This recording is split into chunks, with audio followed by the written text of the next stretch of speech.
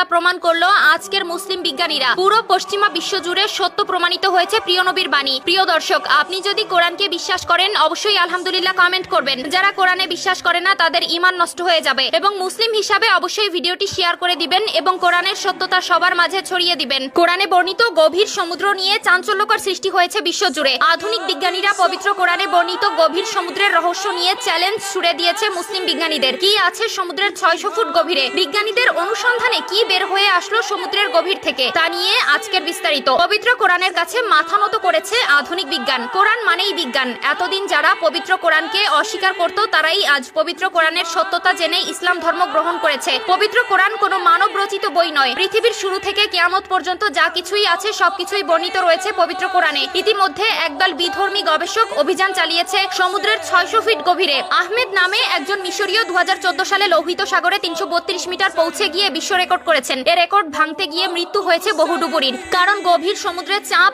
এত বেশি যে সেই চাপে মানব দেহ চূর্ণ বিচূর্ণ হয়ে যায়। সমুদ্র দেখার আগ্রহ আমাদের কখনো শেষ হয় না। সমুদ্রের পাশে দাঁড়িয়ে মনে হয় বিস্ময় আর রহস্যে ঘেরা একটা জগৎ আমার সামনে, অথচ আমি এর পুরোটা দেখতে পাচ্ছি না। যেখানে আগ্রহ আর রহস্য সেখানেই প্রশ্ন, কৌতূহল আর বিজ্ঞানীদের আনাগোনা। গভীর সমুদ্রের অজানা এ জগৎকে জানতে দুঃসাহসী অভিযান করে চলেছেন বিজ্ঞানীরা। সমুদ্রের সবচেয়ে গভীরে যে জায়গা সেটার নাম হচ্ছে চ্যালেঞ্জার দ্বীপ। এটা প্রশান্ত মহাসাগরের মারিয়ানা ট্রেঞ্চের একটা অংশ।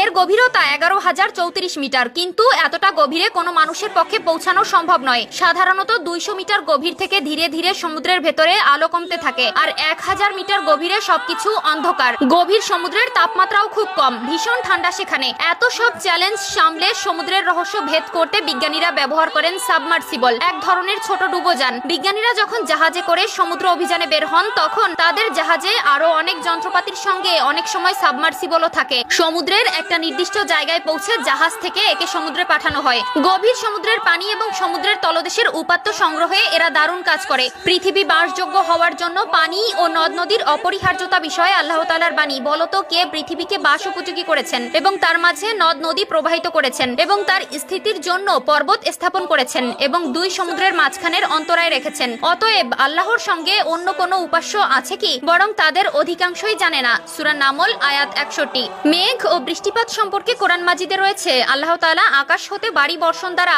মৃত প্রায় ধরিত্রীকে পুনর্জীবিত করেন, তাতে যাবতীয় জীবজন্তুর বিস্তার ঘটান। এতে ও বায়ুর দিক পরিবর্তনে এবং আকাশ পৃথিবীর মধ্যে নিয়ন্ত্রিত মেঘমালায় জ্ঞানবান জাতির জন্য